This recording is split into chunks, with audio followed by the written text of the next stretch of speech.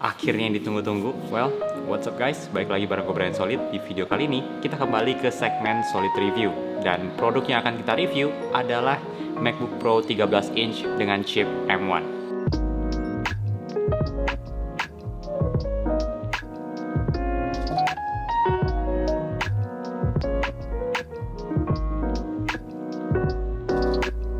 Di akhir tahun 2020, Apple mengeluarkan line-up laptop terbarunya dengan chip buatan Apple sendiri, yaitu M1. Kalau di Mac versi-versi sebelumnya itu selalu menggunakan chip dari Intel, sekarang Apple buat sendiri, yaitu M1. By the way, di luar lagi mulai rada hujan, kalau misalkan rada berisik sedikit, mohon dimaklum aja ya.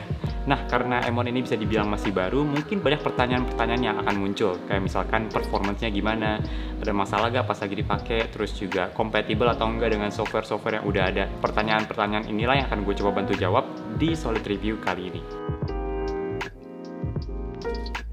Oke, pertama kita akan ngobrolin dulu tentang desain dari laptop MacBook Pro ini. Secara desain sih sebenarnya mirip dengan beberapa generasi MacBook sebelumnya juga ya. Logo Apple yang udah nggak nyala lagi, yang sekarang warna hitam, terus juga bodinya udah aluminium dan warnanya space gray, yang mana itu favorit gua. 2 port USB-C dan juga touch bar. Ngomong-ngomong soal touch bar, gua nggak tahu orang udah pada tahu ini atau enggak, tapi gua kemarin sempet coba pakai touch bar untuk skip ads di YouTube.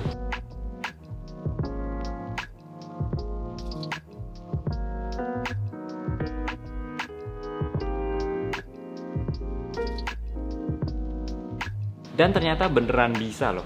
By the way, di MacBook Pro yang versi M1 ini udah ada tombol escape-nya di pojok kiri atas. Dan menurut gue ini membantu juga sih. Jadi nggak usah apa-apa dari touch bar, tapi udah ada tombolnya. Buat gue pribadi, MacBook itu masih merupakan laptop dengan desain yang paling bagus di antara laptop lainnya. Karena desainnya yang simple tapi juga elegan dan nggak banyak ini itu bener-bener simple banget. Terus juga MacBook Pro ini sebenarnya ringan. Jadi kalau misalkan bawa kemana-mana itu juga nggak bakal terlalu berat dibandingkan laptop gue yang sebelumnya yang menurut gue jauh lebih berat daripada ini.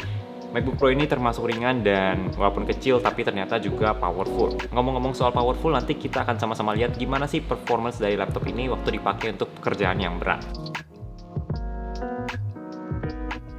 Oke, sekarang kita ngobrolin sedikit soal spesifikasi. Nah, memang di Solid Review ini kita nggak terlalu bahas terlalu dalam soal spesifikasi karena lebih ke arah pengalaman gue menggunakan produk ini. Tapi nggak apa-apa, gue akan tampilkan 2 gambar ini untuk membantu kalian melihat apa aja sih spesifikasi dari MacBook M1.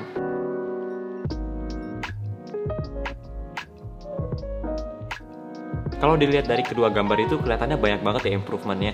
Mulai dari performa CPU, terus juga GPU, bisa pakai aplikasi yang di iPhone dan juga di iPad, dan juga baterainya yang tahan lama. Nah, tapi gimana sih dengan real world test waktu lagi dipakai laptopnya? Di kesempatan kali ini gue akan kasih lihat ke kalian gimana sih performa dari MacBook Pro M1 ini waktu dipakai untuk editing foto dan juga video.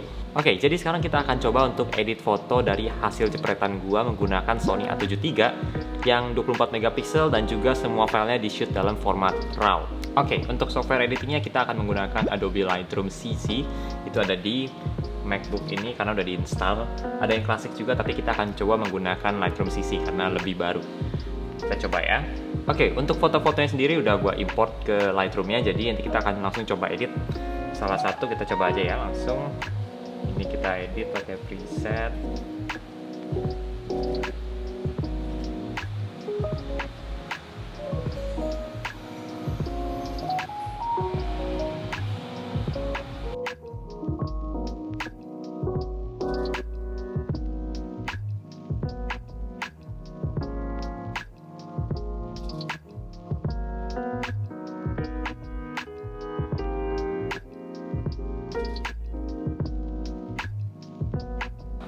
Oke, ini kita sekarang udah selesai edit satu foto dan so far so good, nggak ada masalah, nggak ada lemot sama sekali. Coba-cobanya lancar, terus juga ini kan sambil recording laptopnya jadinya udah oke sih, bisa jalan tanpa ada lemot sama sekali. Sekarang kita coba apply editannya ke foto-foto lainnya juga. Oke, langsung copy, terus kita paste ke foto lainnya. Oke, aman, nggak ada lemot sama sekali. Oke, tinggal kurangin dikit.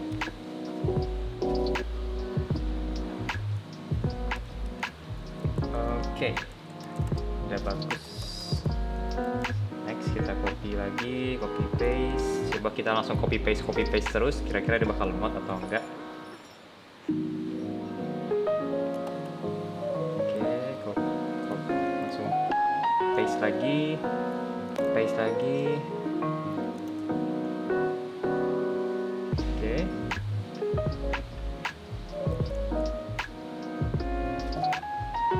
Oke, terus juga langsung paste lagi. Oke, so far so good. Lagi. Kita copy paste lagi, random aja kita pilih fotonya. Yang penting kita mau coba kalau copy paste gitu bakal ada lemot atau enggak, karena biasanya kalau copy paste preset yang udah diedit itu lumayan lemot kalau di laptop lama gua. Kita copy paste lagi. Oke, agak telat sedikit aja sih, tapi oke sih, masih cepet, termasuk cepet. Copy paste lagi, copy paste lagi. Salah pencet. Oke. Bisa dibilang kalau untuk editing foto sih lancar banget ya, kayak nggak ada masalah gitu. Copy paste jalan terus, mau ubah-ubah apa nggak ada tunggu dia lemot dulu loading efek-efeknya, tapi bener-bener tinggal klik aja langsung otomatis di jalan. Dan semua foto-foto ini di shoot menggunakan dalam format RAW, jadinya biasanya akan lebih berat karena RAW dibanding JPEG, tapi ini lancar, nggak ada masalah sama sekali soal editing foto. Kemarin juga gue sempet kerjain project lain gue menggunakan Lightroom CC di MacBook Pro M1 ini, dan hasilnya cepet banget ekspor foto-fotonya. Gue udah catet, meskipun gue nggak videoin tapi gue udah catet supaya gue bisa share ke kalian. Jadi itu ada 152 foto dan itu semuanya RAW. Itu diekspor menggunakan Lightroom CC ini hanya 10 menit semuanya, jadinya cepet banget, 10 menit doang ternyata. Dan itu menurut gue cepet banget, karena kalau dibandingin dengan laptop gue yang sebelumnya, itu kalau ekspor foto kurang lebih segitu juga jumlahnya, bisa makan waktu sekitar 1 jam. Dan by the way, kalau kalian misalnya edit foto dari baterainya 100%, kemarin gue juga sempet pas edit itu gue inget gue edit sekitar baterainya 80%an gitu, dan sampai gue selesai ekspor pun baterainya masih ada, nggak lowbat sama sekali, masih sekitar 40%. Jadi baterainya sendiri awet banget, padahal editnya mungkin sekitar 3 jam gitulah. Jadi ya, kalau edit foto bener-bener nggak ada masalah sih di laptop ini. Oke, sekarang kita akan coba untuk editing video di MacBook Pro M1 ini menggunakan file-file dari Sony A7 III, dan semuanya di shoot dalam format 4K 24 fps. Hampir mau ngomong 4K 120, tapi kan nggak ada ya di A7 III, itu ada di S3. Jadinya ya keceplosan, karena sering dengar berita soal itu, jadinya ya 4K 24 frame per second. Untuk editing videonya kita akan pakai Final Cut Pro, karena itu software yang udah diinstal di laptop ini, jadi kita akan coba menggunakan Final Cut Pro. By the way, file video yang akan kita coba untuk edit di kesempatan kali ini adalah video unboxing dari laptop ini yang minggu lalu. Buat kalian yang belum nonton, nanti gue akan taruh linknya di atas ini, tinggal klik aja kalau kalian mau lihat unboxing dari MacBook Pro M1 ini. Oke, sekarang kita langsung aja ke software Final Cut-nya. Oke, masih free trial, masih 82 hari lagi. Oke, jadi ini file editannya masih on progress sih. Video ini masih tayang 2 minggu lagi, tapi nggak apa-apa. Dan sekarang masih kerjain video unboxingnya dulu. Tapi pas video ini tayang, pasti kalian udah nontonnya unboxing juga harusnya. Well, sebenarnya gue juga masih baru pakai Final Cut Pro, karena ganti ke Mac, jadinya masih dipelajarin juga, tapi paling nggak yang basic-basic, ya udah lumayan ngerti lah. So, langsung aja kita coba. Jadi ini semua 4K 24 fps. Kita pertama akan coba playback dulu kali ya, lancar atau enggak. Beberapa udah ada editan efek-efeknya juga, tapi kita akan coba aja lancar atau enggaknya itu. Halo guys, kembali lagi bareng gue Brian Solid, dan di video kali ini kita akan sama-sama unboxing salah satu laptop keluaran terbaru dari Apple yang lagi rame diomongin juga nih, karena katanya performanya yang kencang banget, yaitu MacBook Pro 13 inch dengan chip M1.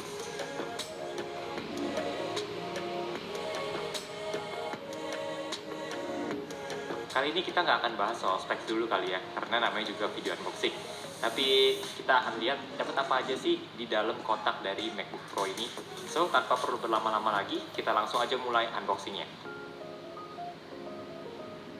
Kalau kita lihat dari playbacknya, lancar banget ya, nggak ada masalah sama sekali. Beberapa juga udah gue pakein efek, kayak ada yang sensor buat nutupin alamat. Terus juga ada plugins yang udah gue pakai, dan nggak ada masalah sama sekali sih. Lancar-lancar aja ternyata, dan wah, ini sih enak banget kalau buat ngedit video lancar begini playbacknya.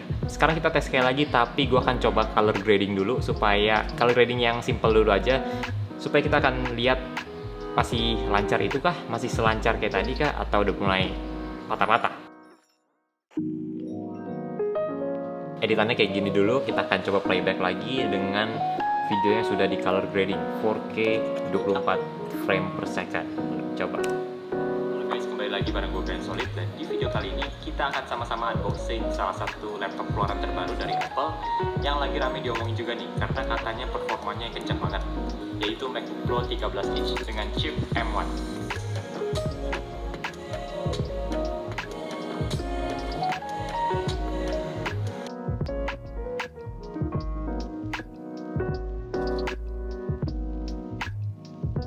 Oke, jadi secara performance menurut gue cukup cepet ya laptop ini. Kalau kalian editing foto apalagi lebih lancar, terus kalau edit video juga sebenarnya lancar, kecuali kalau kalian mungkin banyak efek, terus juga color gradingnya, terus juga banyak mungkin transisi atau plugins mungkin bisa lebih lemot. Tapi kalau misalkan cut biasa kayak gitu sih 4K juga lancar aja. Oke, sekarang kita akan coba untuk export video unboxing MacBook M1 ini, yang pasti kalian udah lihat sebelumnya, dan kali ini kita akan tes seberapa lama sih dia bakal export videonya 4K di Final Cut Pro. Oke, ini untuk format exportnya kita coba di H264 ya, file 2,3 GB. Sekarang jam 11.13, udah 90%, baru 3 menit. Sekarang baru 11.16, gila cepet banget. Tungguin lagi. Oh, dan udah selesai ternyata masih 11.16, jadi cuma 3 menit untuk export video ini.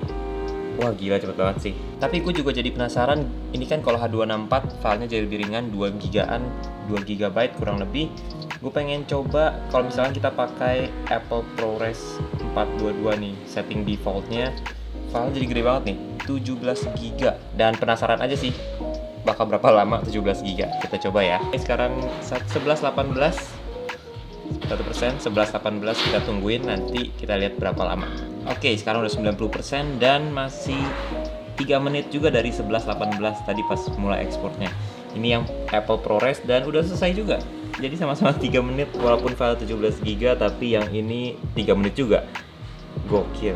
Terus juga soal buka-buka aplikasi gitu cepet banget. Misalkan kalian mau buka Safari atau membuka apalagi, langsung kebuka sekali klik langsung muncul. Terus juga Apple Music segala macamnya, Stocks juga. Kalau software Microsoft sih agak loading dulu karena ini kan belum kompatibel dengan M1 ya. Tapi juga nggak lama-lama banget menurut gua. Jadinya masih oke lah.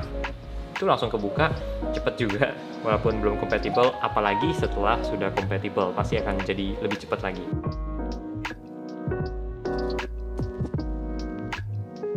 Jadi apa yang gue suka dari MacBook Pro M1 ini? Yang pertama yang udah pasti adalah baterainya awet banget guys. Benar-benar awet. Jadi di websitenya ditulis up to 17 jam, dan cara kalau gue penggunaannya pribadi itu bisa kurang lebih 15 jaman, dan itu juga udah awet banget. Karena sehari pagi sampai malam dipakai baru ngecas sekali. Jadi secara baterai jujur awet banget. Gue sendiri pun kalau nggak satu hari baru cas sekali, bisa dibilang mungkin 2 hari sekali kadang-kadang.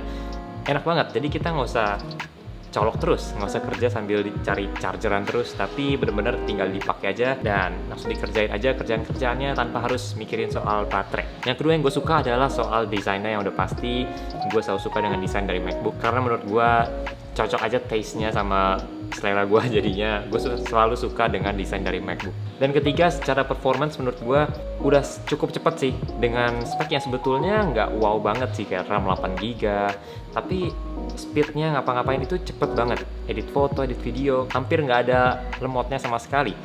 Apalagi kalau misalnya kalian cuma untuk browsing, itu lebih lancar lagi. Jadinya ya secara performance gue harus akui laptop ini kenceng banget. Laptop ini bakal bisa digunakan untuk banyak keperluan karena performance-nya bagus. Jadinya ya good job Apple. M1 inilah yang jadi alasan gue akhirnya pindah ke MacBook. Oke, jadi pertanyaannya apa yang kurang disukai dari MacBook Pro ini?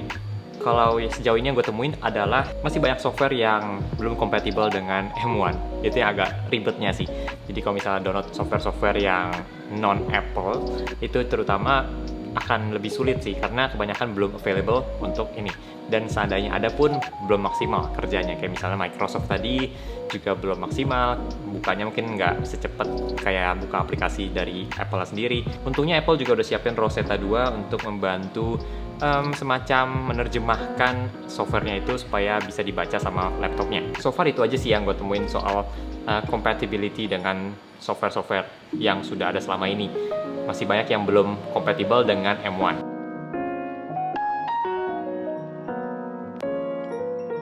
Kalau misalkan ditanya kenapa pilih MacBook Pro dibandingkan MacBook Air, padahal MacBook Air yang M1 juga banyak yang bilang value for money. Lebih value for money karena lebih murah dan juga performance-nya nggak beda jauh dengan yang Pro. Well, buat gue perbedaannya cukup jauh sih. Pertama mungkin kita ngomongin soal baterai.